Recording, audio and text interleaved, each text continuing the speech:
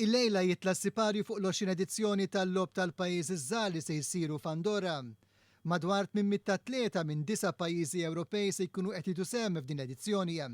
Dawn huma Andorra, Ċipru, l-Iżlanda, Liechtenstein, Lussemburgu, Monaco, Montenegro, San Marino u Malta. Lob li huwa miftuħ għal dawk il-pajjiżi Ewropej popolazzjoni ta' anqas minn miljun persuna.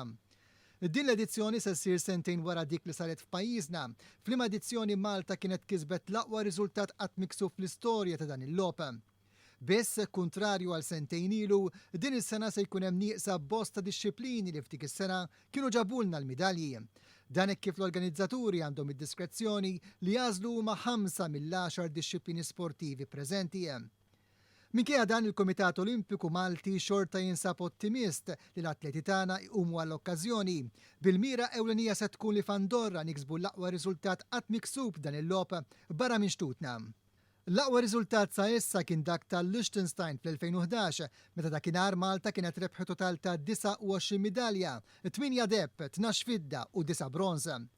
Malta se tkun qed tikkompeti b'kontinġent ta' 108 atleta fid-dixxiplini tal-lawm, atletika, tennis, table tennis, ġinnastika artistika u ritmika, lawm artistiku, basketball 3x3, ċikliżmu, karat, sparar u rugby sevens.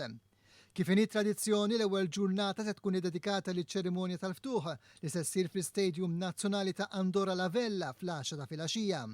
Waqt din iċ-ċerimonja t-tennista Francesca Curmi u l-atleta Jared Mikallef se jġorru l-bandiera Maltija. Il-kompetizzjonijiet jibdew għada 3. Iċ-ċerimonja tal-ftuħ tal-lejla se tkun streamjata live fuq newsportil1.com.mt.